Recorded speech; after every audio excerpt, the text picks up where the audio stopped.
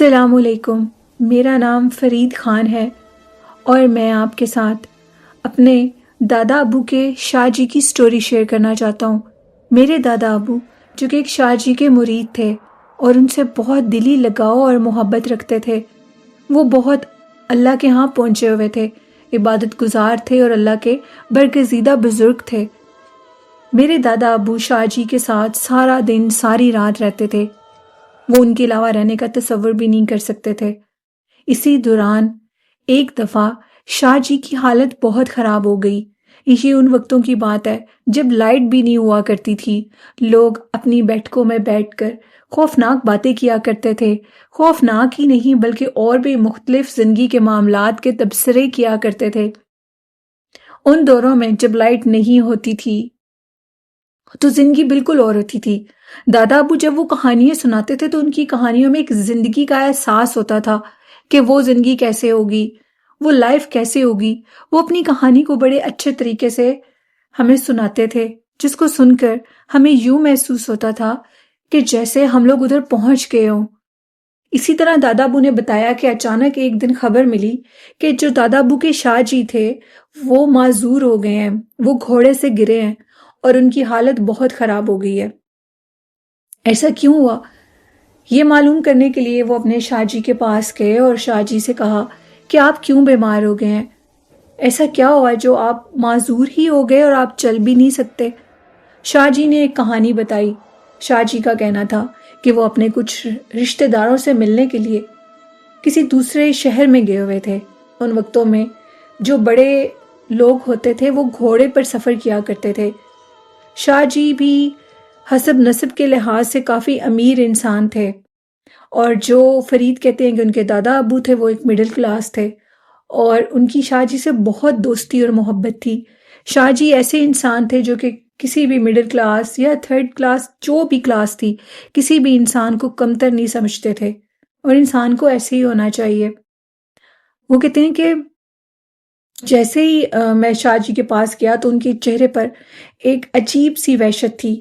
ان کا کہنا تھا کہ وہ اپنے جس رشتہ دار سے ملنے کے لیے گئے ہوئے تھے، جب وہ وہاں سے واپس آ رہے تھے اپنے گھر تو ان کو عادت تھی کہ وہ رات کے ٹائم سفر کیا کرتے تھے، جبکہ پیارے آقا صلی اللہ علیہ وآلہ وسلم نے رات کے ٹائم سفر کرنے سے منع کیا ہوا ہے۔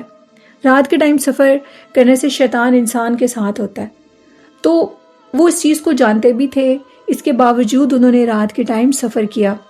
اور جیسے ہی وہ ایک جنگل کے راستے سے گزر رہے تھے تو ان کو اچانک سے ایک پرانے اجاڑ سے گھر کے اندر سے ایک عورت کی رونے کی آواز سنائی دی۔ آواز کافی مدھم تھی۔ ان کو لگا شاید کوئی عورت مصیبت میں ہو اور مجھے اس کی مدد کرنی چاہیے۔ وہ اپنے گھوڑے سے اترے اور اس اجاڑ گھر کی طرف گئے۔ ان کے ہاتھ میں ایک ٹارچ لائٹ تھی اور اس کی مدد سے وہ اس گھر کے آگے اندر کی طرف بڑھے تو انہوں نے دیکھا ایک عورت اندر بیٹھی رو رہی ہے۔ اس نے سر نیچے کی طرف کیا ہوا ہے اور وہ کافی عجیب لگ رہی تھی۔ جیسے اس نے شاہ جی کو دیکھا تو اپنا چہرہ اوپر کیا۔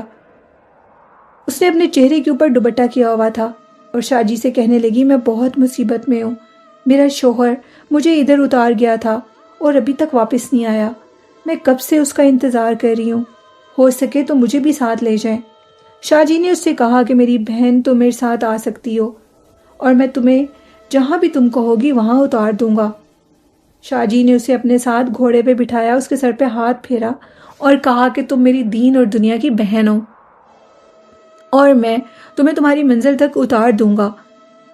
وہ عورت شاہ جی کے پیچھے بیٹھ گئی اور وہ خود گھوڑا چلانے لگے، اور جیسے ہی وہ گھوڑا چلانے لگے تو گھوڑا بہت بھاری ہوا، معمول سے زیادہ بھاری۔ ان کو لگا کہ جیسے وزن بہت بڑھتا جا رہا ہے۔ اسی دوران ان کو یہ محسوس ہوا کہ ان کے پیچھے جو بھی اینٹیٹی بیٹھی ہے اس کی باڈی سے ٹھنڈی یک ہوا کے جھونکے نکل رہے ہوں، یعنی بہت ٹھنڈی، جس کو وہ دیکھنے پر مجبور ہو گئے۔ انہوں نے پیچھے سے پلٹ کے دیکھا تو وہ عورت اب اپنی شکل بدل چکی تھی۔ شاہ جی کے پاس ہمیشہ اپنی والدہ کا ایک تعویذ تھا جو کہ آیت الکرسی کا تھا۔ اس تعویذ کو انہوں نے اپنی پاکٹ سے نکالا اور اپنے گلے میں ڈالا اور بلند آواز میں آیت الکرسی پڑھنی شروع کر دی۔ اسی دوران اس عورت کی آواز ایک مرد کی آواز میں بدل گئی کافی بھاری آواز ہو گئی اور اس نے گھوڑے سے نیچے چھلانگ لگا دی۔ اسی دوران جیسے اس نے چھلانگ لگائی تو اس نے شاہ جی کو بھی دھکا دے دیا۔ ایسی مخلوقات بہت سخت ہوتی ہیں اور جاتے جاتے کوئی نہ کوئی اکثر نقصان کر دیتی ہیں۔ شاہ جی نیچے گرے اور ان کی جو ٹانگیں، دونوں ٹانگیں تھیں، وہ ٹوٹ گئیں۔ وہ معذور ہو گئے، وقتی طور پر چلنے پھرنے سے قاصر ہو گئے۔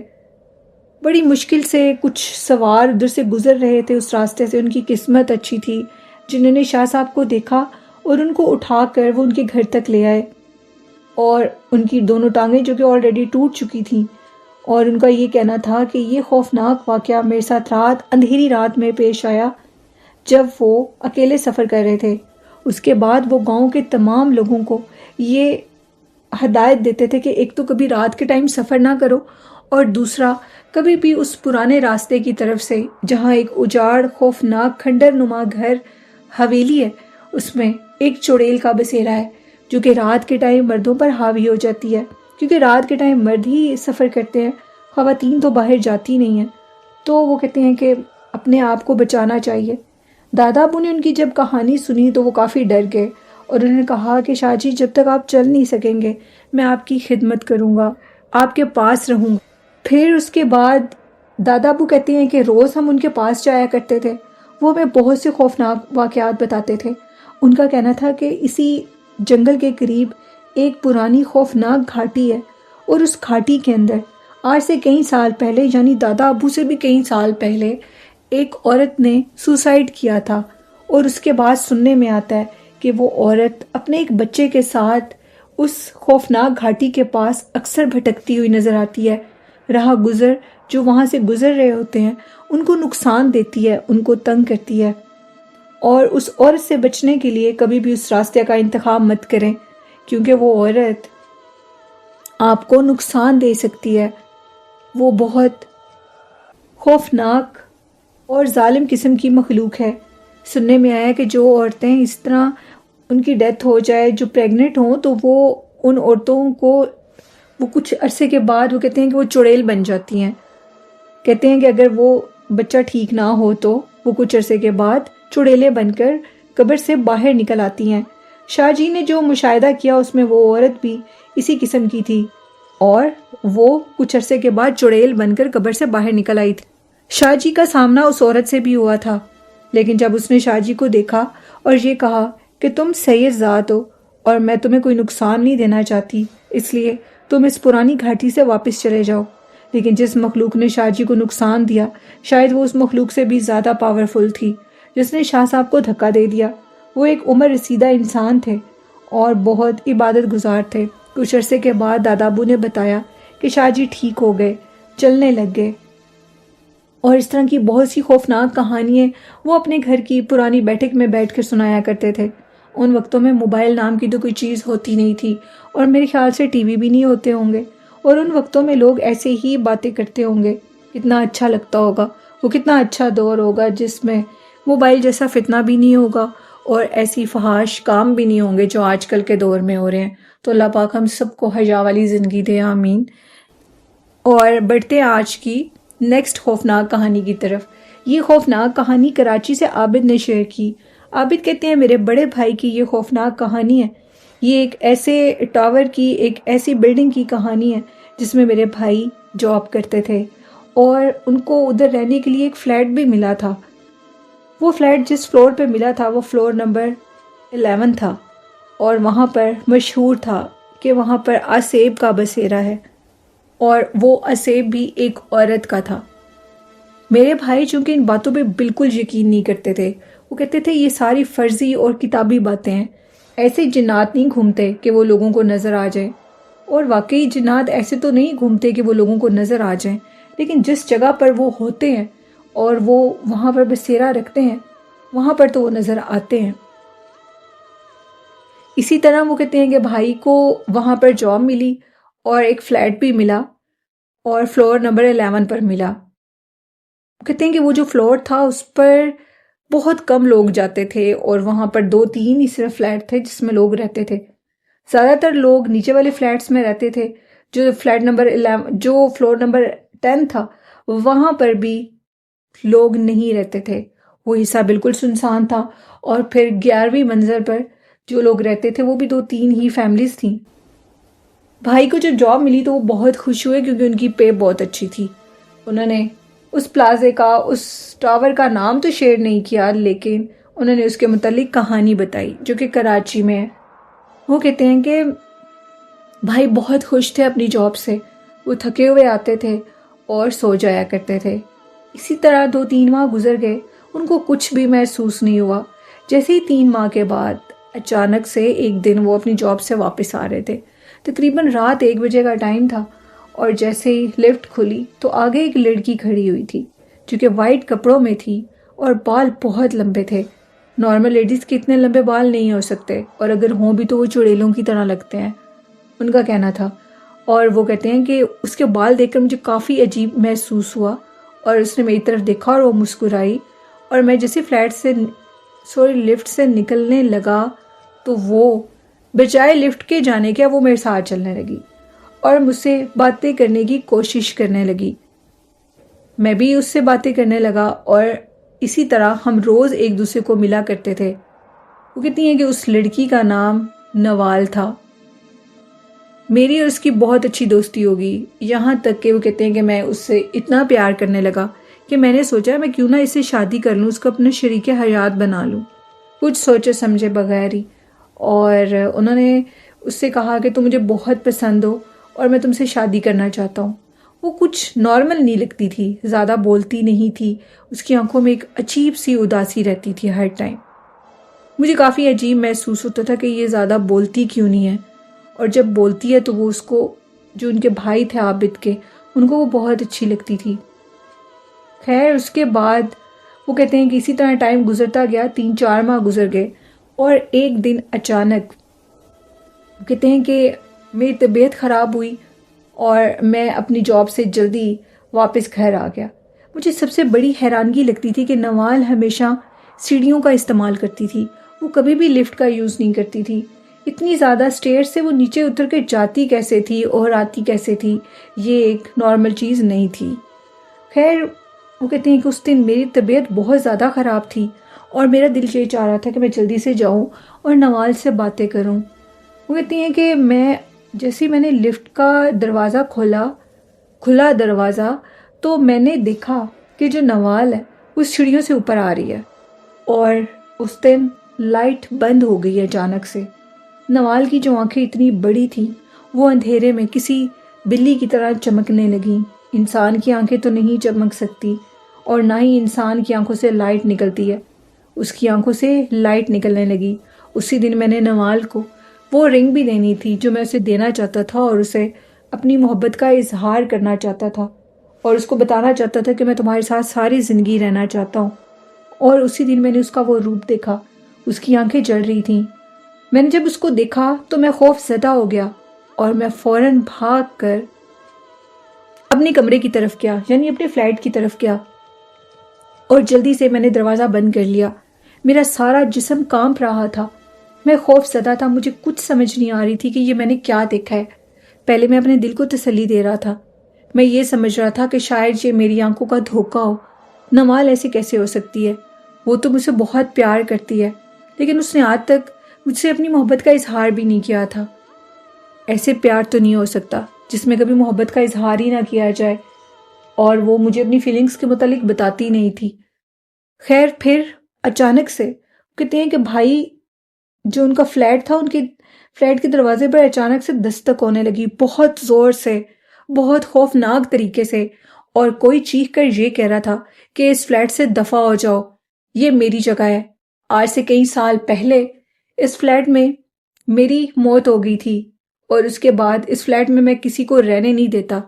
وہ کہتے ہیں کہ ان کی دل کی دھڑکن اور تیز ہونے لگی، وہ ڈر گئے بہت زیادہ، اور اب ان کی حالت خراب ہو رہی تھی۔ انہوں نے اپنے ایک دوست کو کال کی، ان کو ساری بات بتائی۔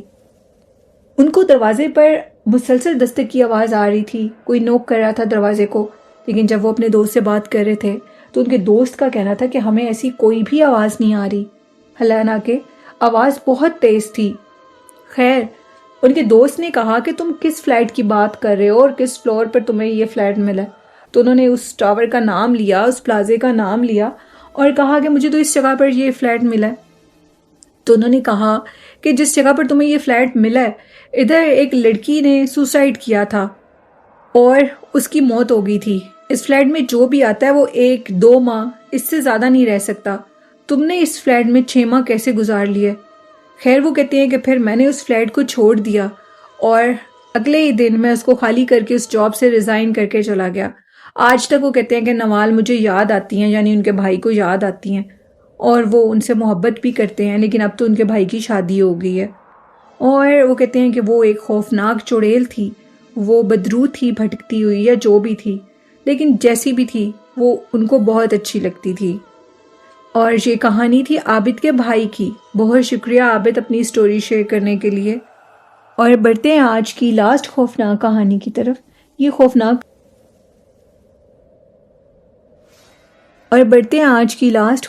کہانی کی طرف۔ یہ خوفناک کہانی ثروت نے شیئر کی اور ثروت کہتی ہیں کہ میں 2023 میں ناران کاغان گئی اور جب میں ادھر گئی تو میرے ساتھ بہت سے برے ہیپننگز ہوئی جس کی وجہ سے میں دوبارہ ادھر جانے کی غلطی نہیں کروں گی۔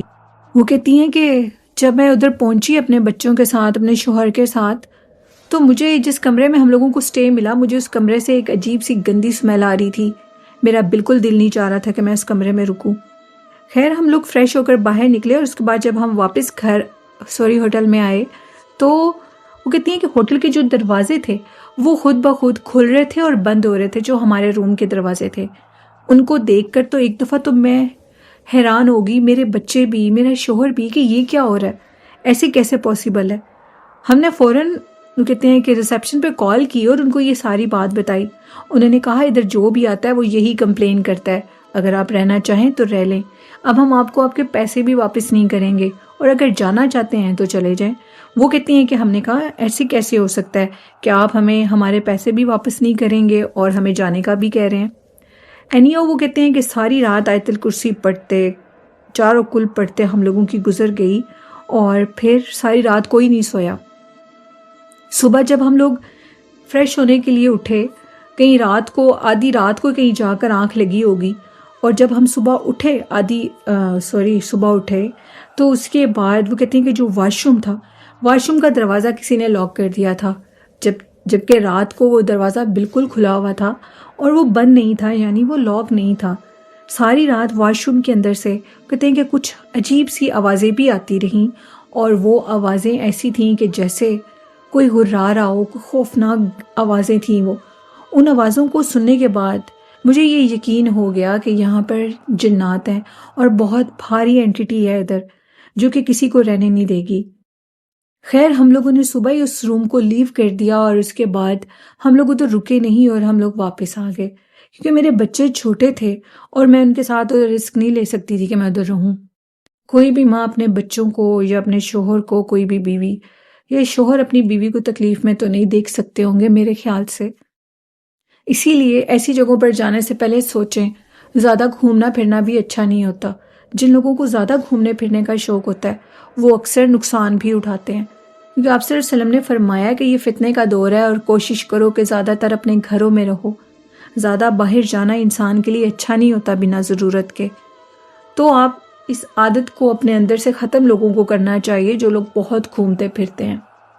تو یہ سٹوری تھی ثروت کی، اور ثروت نے ایک اور بات بتائی کہ ناران میں، کاغان یا مری جہاں بھی وہ گئیں ادھر وہ کہتے ہیں کہ بہت زیادہ جنات ہیں، اس قدر جنات ہیں کہ وہ محسوس ہوتے ہیں اور ان کے ہوتے ہوئے ادھر رہنا ناممکن بات ہے۔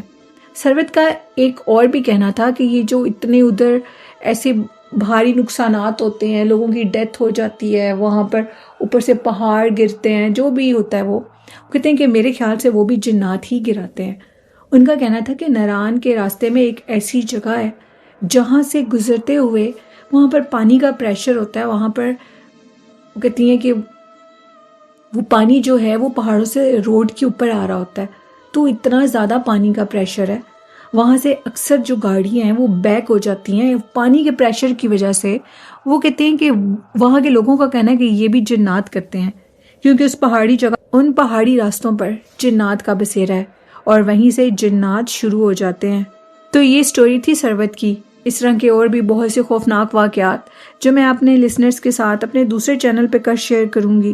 آپ اس چینل کو بھی سبسکرائب کریں جس کا نام اسکیری اردو ٹیلز ہے، اور اس چینل کو ڈر کی راتوں کو بھی سبسکرائب کریں۔ اور آخر میں کہنا چاہوں گی، والدین جیسی خوبصورت نعمت کی قدر کریں، ان سے بہت محبت اور پیار کریں، ہمیشہ سب کی عزت کریں، رسپیکٹ کریں، اور سب بزرگوں میں اپنے والدین کو ہی دیکھیں اور ان سے بہت محبت کریں۔ اسی کے ساتھ نیلم کو اجازت دیجیے، اپنا خیال رکھیے گا، اللہ حافظ۔